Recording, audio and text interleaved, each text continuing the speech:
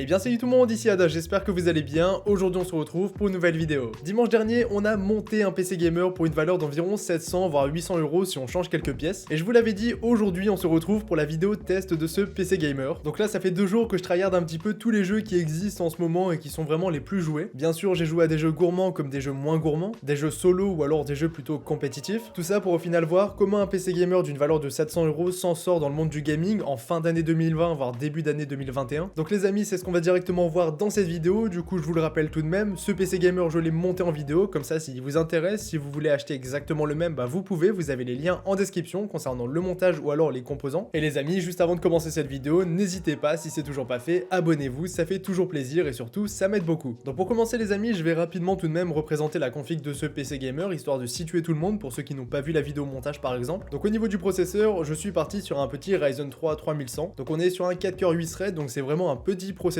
mais qui ira parfaitement bien avec cette config. Concernant la carte mère, on est sur une B450-A Pro Max de chez MSI, donc c'est vraiment une toute petite carte mère qui va coûter une soixantaine d'euros, donc vraiment pas cher mais qui ira aussi bien avec cette config PC. Bien sûr, si vous voulez des petits upgrades et tout ça, c'est pas du tout un problème, vous pouvez par exemple changer la carte mère, prendre une B450 mais par exemple les modèles Mortar Max de chez MSI, mais bien sûr tout ça fera augmenter le budget, c'est pourquoi je vous mets toujours différentes alternatives en description. Ensuite, au niveau des barrettes de RAM, 2x8 Go de RAM cadencé à 3200 MHz K16, c'est amplement suffisant. J'ai des RAM RGB de mon côté, mais je vous rappelle que si vous voulez payer moins cher, c'est des RAM en non RGB qu'il faut prendre. Concernant la carte graphique maintenant, on est sur la petite GTX 1660 Super, donc une très bonne carte graphique par rapport à son prix, je le trouve. Même si bien sûr en ce moment c'est très compliqué de trouver, que ce soit carte graphique ou processeur, tout est en rupture de stock et les prix commencent à flamber. Mais en temps normal, pour une config PC vers 700 €, c'est vraiment une excellente carte graphique, ça c'est sûr et certain. Niveau du stockage, je vous l'ai dit dans la dernière vidéo, c'est un petit peu comme vous préférez, par exemple 240 Go de SSD plus 1 Tera de HDD pour mettre tous les jeux, c'est amplement suffisant. Mais si vous stockez pas grand chose, vous pouvez par exemple prendre 480 Go de SSD ou même 1 Tera de SSD, tout est possible, vous pouvez faire un petit peu ce que vous voulez comme je vous l'ai dit. Mais perso, je préfère le petit combo SSD plus HDD, comme ça on sait partout et on installe Windows d'un côté et les jeux de l'autre. Pour en finir avec cette config PC, niveau du boîtier et de l'alimentation, donc la lime on est sur du 550 watts, ce qui est amplement suffisant. Et le boîtier, on est sur le petit MSI MacForge 100M qui est un excellent boîtier, là pour le coup je le valide vraiment pour l'utiliser depuis quelques jours, j'en suis vraiment fan. Le rapport qualité-prix est au rendez-vous, il est vraiment excellent, à noter qu'il existe aussi en version ARGB et c'est très joli. Donc vraiment un bon petit boîtier pour au final aussi une bonne petite config PC, vous allez le voir. Donc voilà pour ce qui est de la config PC, si elle vous intéresse, je vous mets tous les liens en description pour l'acheter ou même pour voir la vidéo montage de ce PC. Maintenant sans plus attendre, on va directement passer aux différents benchmarks de ce PC. Donc concrètement au niveau des benchmarks, qu'est-ce que j'ai fait? Donc j'ai utilisé bien sûr ce PC gamer. Au niveau des jeux, bien sûr c'est du 1080p, du Full HD, pas de 1440p, parce que bien sûr on reste sur un PC qui va être plus ou moins d'entrée de gamme, donc on va rester sur du Full HD niveau résolution. Au niveau des graphismes, j'ai adapté en fonction des jeux, des fois je suis en ultra, des fois je suis en élevé, des fois je suis en moyen, des fois je suis en bas. De toute façon je vais tout repréciser dans la vidéo, donc on va directement passer au test. Et juste après les tests quand même, je vais vous le préciser, mais je vais vous parler en général de ce que je pense du PC concernant le gaming, le montage, le multitâche, etc.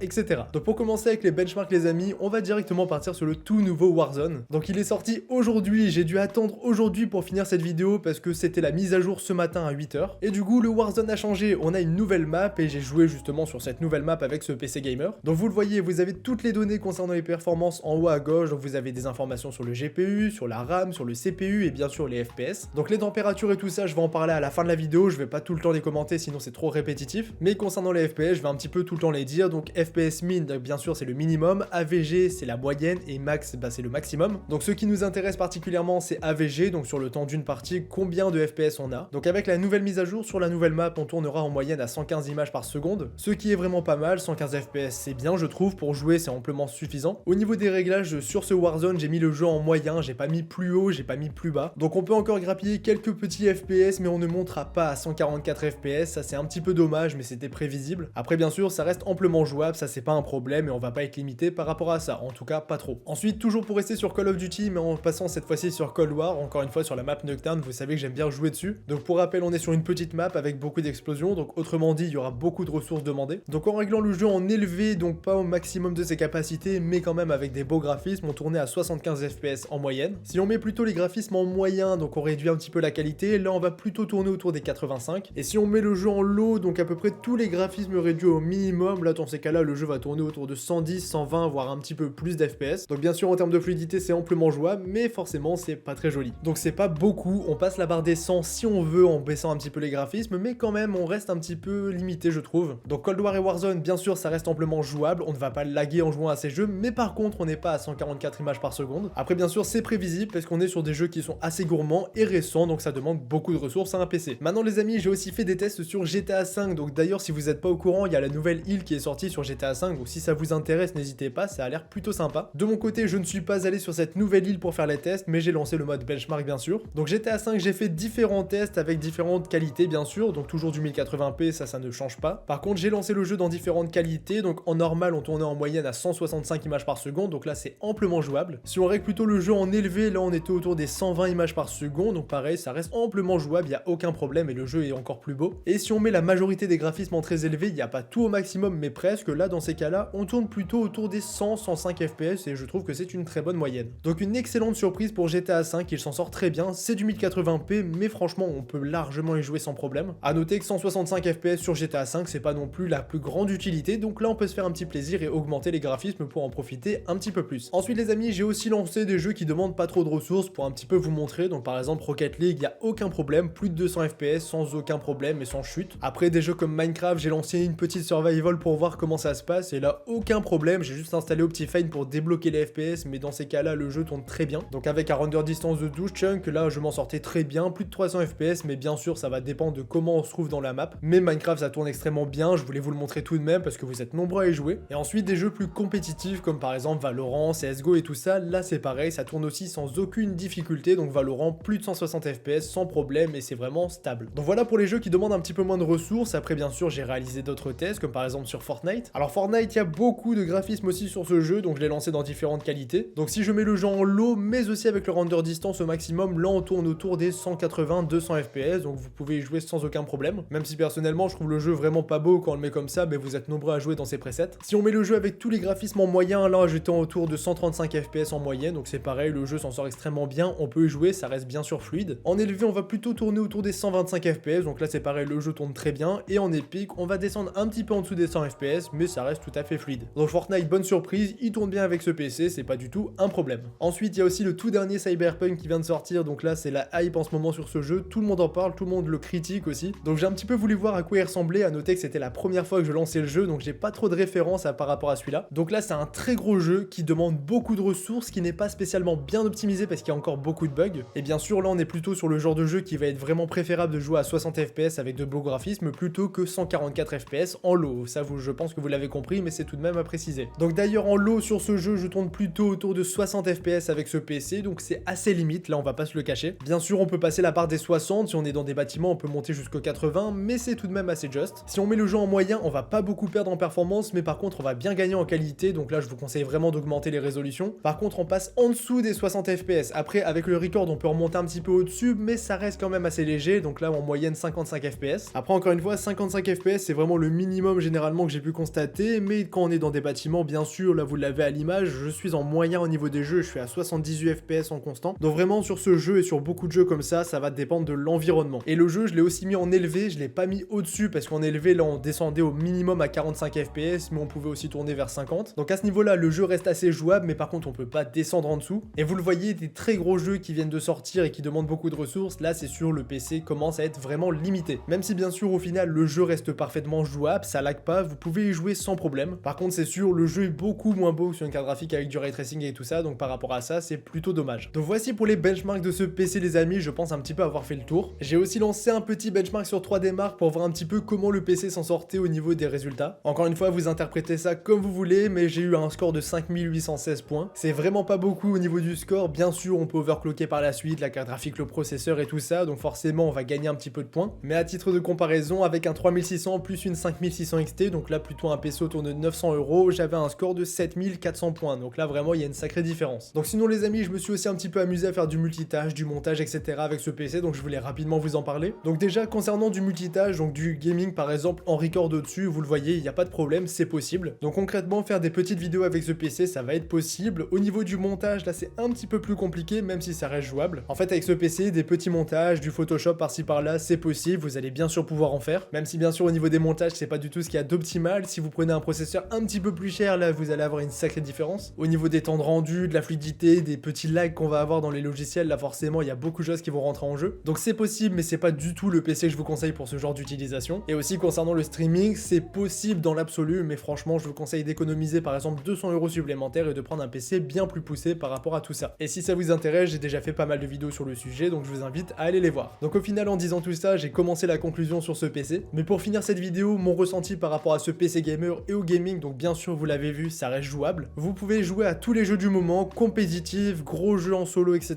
Ça tourne. Bien sûr, vous n'allez pas en profiter comme quelqu'un qui a un PC à 1500 €, mais c'est un PC qui coûte 700 €, je vous le rappelle. Donc ça tourne, mais dans certaines conditions pour les plus gros jeux, les jeux les plus gourmands. Donc au final, c'est un PC que je vous conseille si vous avez 700 €, mais pas plus. Après, pour le moment, ce PC il est très bien, j'ai rien à dire, mais en termes d'évolutivité, c'est vrai qu'on sera forcément beaucoup plus limité qu'un PC qui va coûter par exemple 1000-1200 € à l'achat. Mais encore une fois, on est sur un PC qui va coûter uniquement entre guillemets 700 €, donc forcément, faut faire des concessions, et ça, c'est la plus grosse, je trouve. Donc voilà, vous connaissez mon avis sur ce PC, je vous laisse aussi vous faire le vote, parce que vous avez vu au final tout ce que j'ai fait avec ce PC. Donc faites-vous votre avis, n'hésitez pas à me dire ce que vous en avez pensé dans les commentaires, et aussi à mettre un petit pouce bleu. Donc c'était Yada, on se dit à la prochaine, salut tout le monde.